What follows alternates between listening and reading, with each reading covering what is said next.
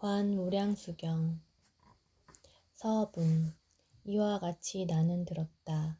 어느 때 부처님께서 왕사성 기사굴산에서 1250인의 대비구와 42,000의 보살들과 함께 계셨으며 문수사리 법왕자가 그 제자들의 우두머리가 되었다. 그때 왕사성에는 아사세라는 태자가 있었다. 그는 조달이라는 나쁜 벗의 꼬임에 빠져서 아버지인 빈바사라 왕을 7겹으로 된 감옥에 가두고 누구도 접근하지 못하게 할 것을 명하였다. 대왕을 매우 존경하였던 왕비 위제이는 깨끗이 목욕을 한 다음 꿀과 밀가루와 우유를 반죽하여 몸에 바르고 영락 안에 포도즙을 담아 남몰래 대왕에게 드렸다. 대왕은 이 꿀반죽을 먹고 포도즙을 마신 다음 물로 양치질을 하였다. 그리고 기사굴산에 계신 세존을 향해 깊은 공경심으로 합장 배례하고 아뢰었다. 대목건녀는 저의 오랜 친구입니다. 부디 자비를 베푸시어 저에게 8개를 주게 하소서. 그때 목건년 존자는 왕이 있는 곳으로 매처럼 재빨리 날아가서 8개를 주기를 날마다 계속하였다. 또 세존께서는 부르나 존자를 보내어 대왕을 위해 설법을 하게 하셨다.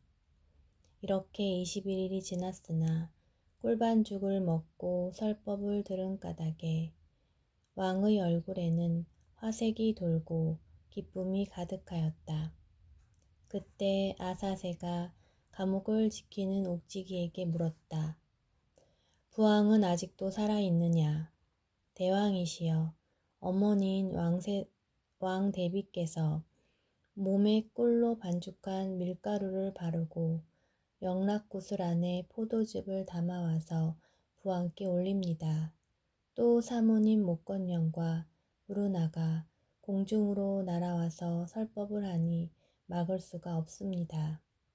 이 말을 들은 아사세는 크게 화를 내며 어머니에게 말하였다.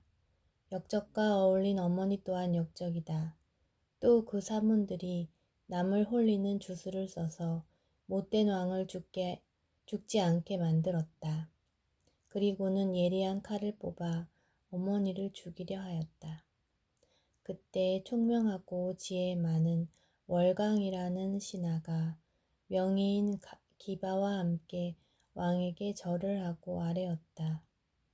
대왕이시여, 신들이 본 베다 경전에서는 세상이 생겨난 이래 왕위를 탐하여 그 아버지를 살해한 자가 18,000명이라 하였습니다. 그러나 무도하게 어머니를 죽였다는 말은 들어보지 못하였습니다. 왕께서 지금 어머니를 해치려 하시니 이는 찰리종의 명예를 더럽히는 일이라 차마 지켜볼 수가 없습니다. 이는 전달하나 하는 짓이므로 저희는 더 이상 여기에 머물지 않겠습니다. 말을 마친 두 대신이 손으로 검을 만지며 몇 걸음 뒤로 물러서자 아사세는 놀라고 두려워하며 기바에게 말하였다. 그대들은 나를 돕지 않겠다는 것이오. 왕이시여, 부디 어머니를 해치지 마십시오. 이 말을 듣고 뉘우친 왕은 두 대신에게 사과를 하고 계속 도와주기를 청하였다. 그리고 어머니를 해치려던 검을 버리고 내관에게 깊은 궁궐에 가두어 다시는 나오지 못하도록 하라고 명하였다. 깊은 궁궐에 갇힌 위제의 부인은 슬픔과 근심에 쌓여 점점 초췌해졌고 마침내 멀리 있는 기사골산을 향해 부처님께 예배를 드리며 아뢰었다. 열애시여, 지난날 세존께서는 항상 안한 존자를 보내시어 저를 위로해 주셨나이다. 그런데 지금 슬픔과 근심에 잠겨 있는 저는 세존의 거룩하신 모습을 배울 길이 없나이다. 원하옵건대 목건년과 안한존잔을 보내시어 제가 만날 수 있게 하여 주소서. 말을 마친 부인은 슬픔에 복받쳐서 하염없이 눈물을 흘리며 부처님 계신 곳을 향해 예배를 드렸다. 그때 기사굴산에 계신 부처님께서는 위제희 부인의 마음속 생각을 아시고 부인이 머리를 들기도 전에 목건령과 안한에게 명하여 공중으로 날아서 가게 하였으며 부처님께서도 기사굴산에서 자취를 감추어 왕궁의 모습을 나타내셨다.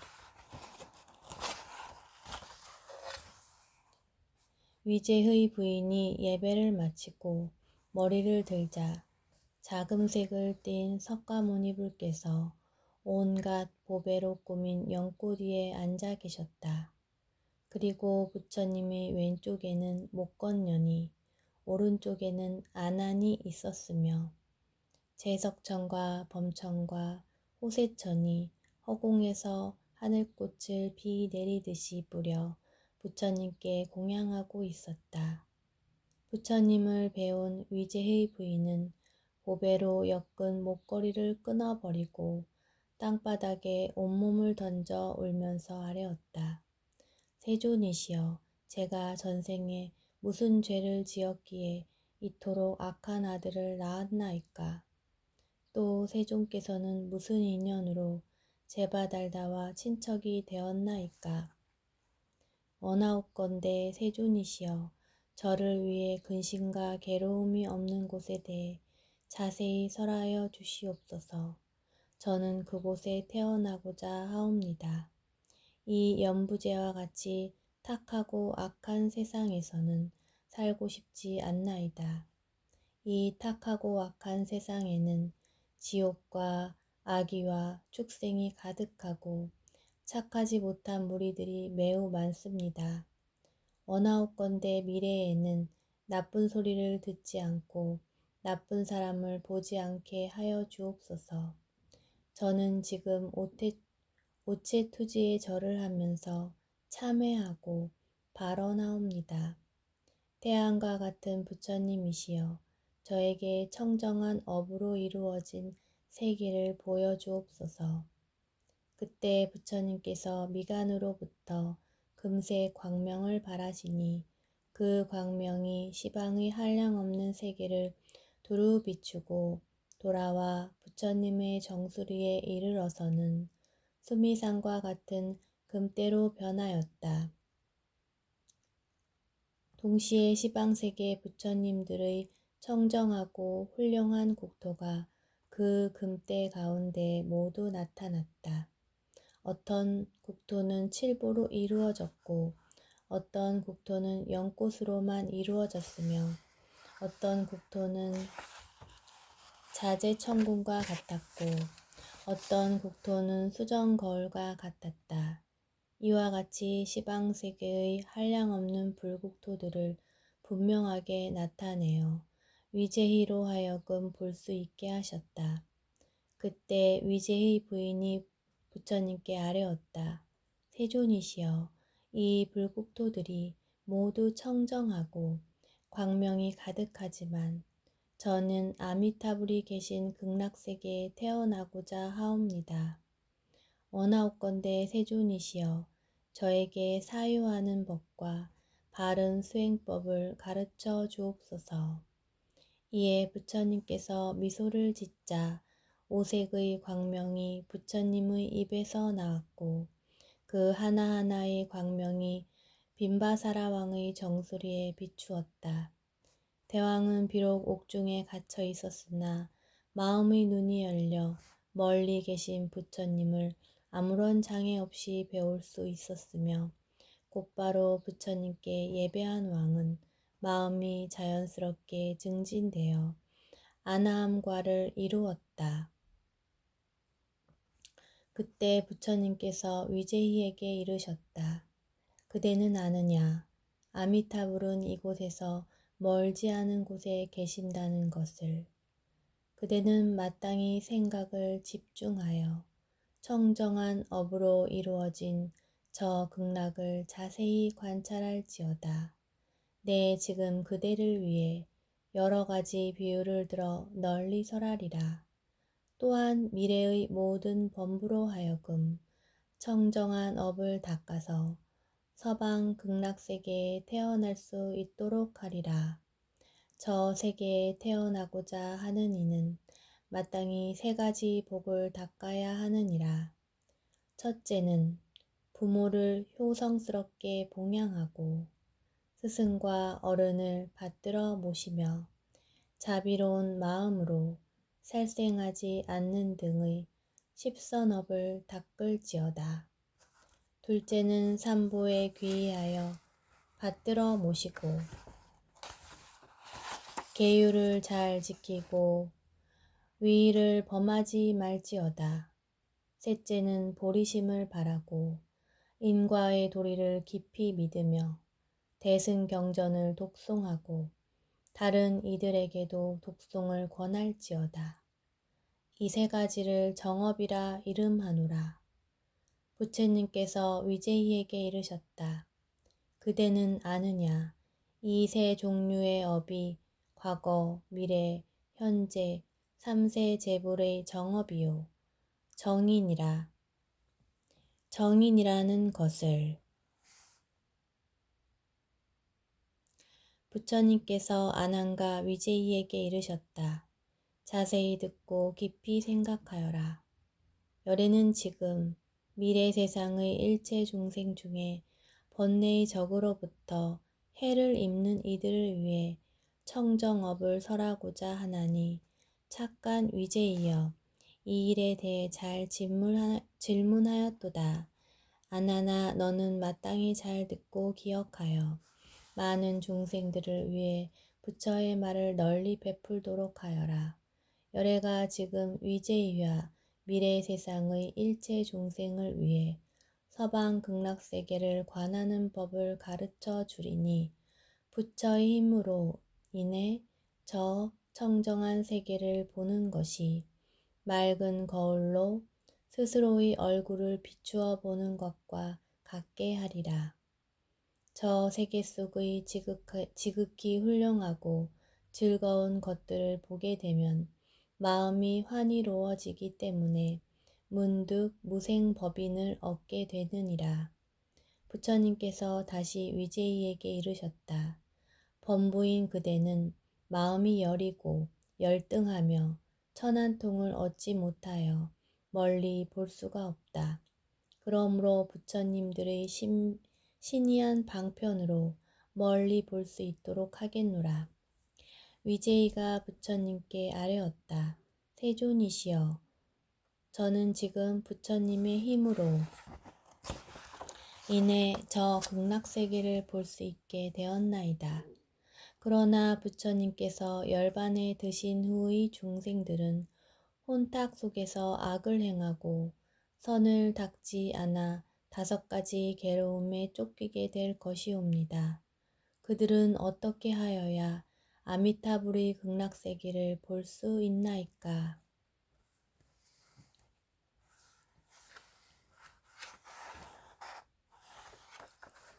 정종분 16관법 극락을 관상하는 13관 구품 연하대에 태어나는 3관 제1 일상관 부처님께서 위제이에게 이르셨다. 그대와 중생들은 마음을 가다듬고 생각을 한 곳에 집중하여 서방을 생각할지어다. 무엇을 어떻게 생각하라는 것인가? 나면서부터 장님이 아닌 일체 중생은 해가 지는 것을 보았을 터이니 마땅히 서쪽을 향해 단정히 앉아 지는 해를 생각하며 관할지니라. 마음을 단단히 하고 생각을 한 곳에 집중하여 조금도 움직이지 말고 지는 해를 마치 서쪽 하늘에 매달려 있는 북과 같다고 관할지니라. 이렇게 본 해를 눈을 감거나 눈을 뜨거나 한결같이 명료하게 되도록 할지니 이것이 해를 생각하는 일상관이요. 첫 번째 관이라 이름하느니라.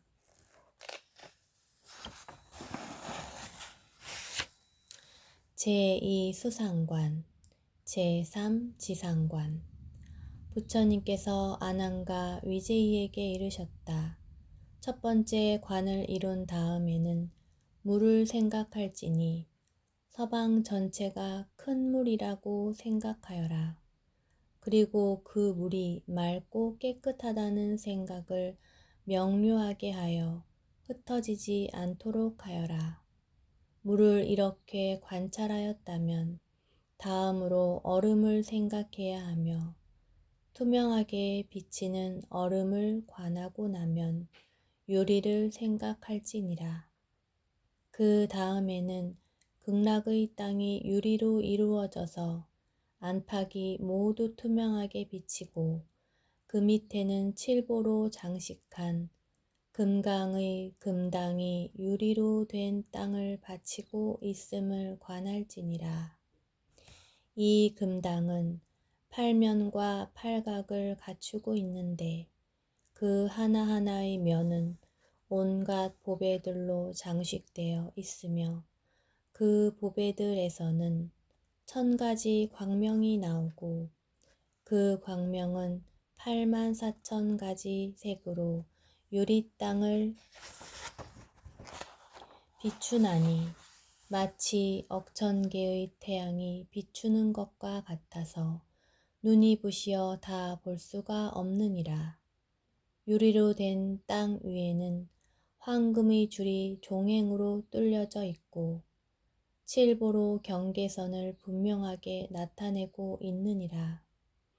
그리고 하나하나의 칠보는 500가지 빛깔을 발하는데 그 빛들은 꽃이나 별이나 달처럼 허공에서 광명대를 이루느니라. 이 광명대들 위로는 1000만 개의 누각이 있나니 모두가 온갖 보배로 이루어졌고 광명대 양쪽에는 100억 꽃송이로 꾸며진 당번과 수없이 많은 악기로 꾸며져 있느니라. 광명으로부터 나온 8가지 바람이 이 악기들을 울리면 고와 공과 무상과 무아의 음악을 연주하게 되느니라. 이것이 극락의 물을 생각하는 수상관이요. 두 번째 관이라 이름하느니라.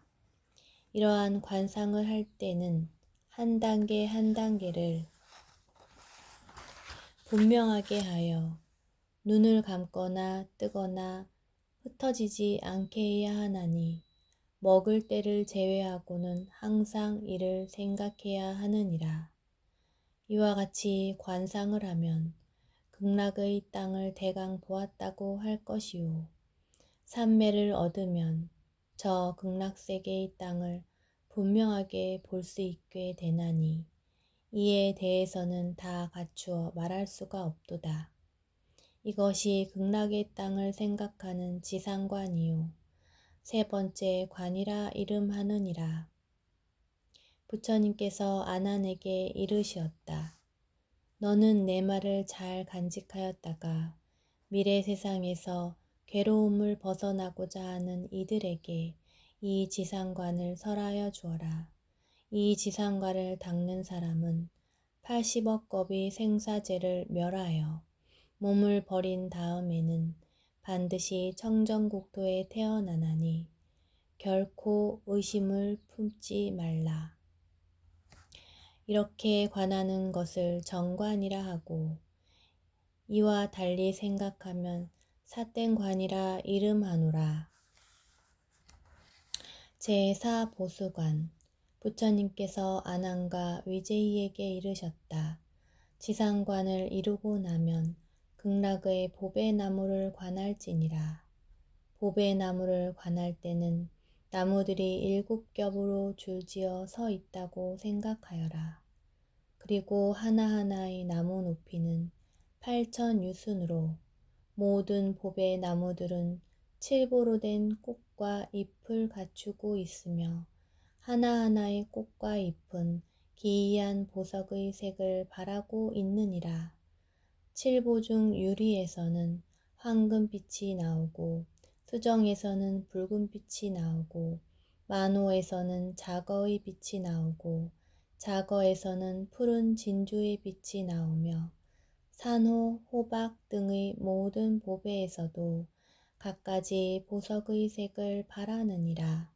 이들 나무 위로는 아름다운 진주 그물이 나무마다 7겹으로 쳐져 있는데 하나하나의 그물 사이마다 500억의 꽃으로 장식된 궁전이 있나니 마치 범천왕의 궁전과도 같으니라. 궁전 안에는 천상의 동자들이 자유롭게 놀고 있으며 동자들은 각각 500억이나 되는 석가 비릉 가마니 보로 만든 영락을 걸고 있느니라.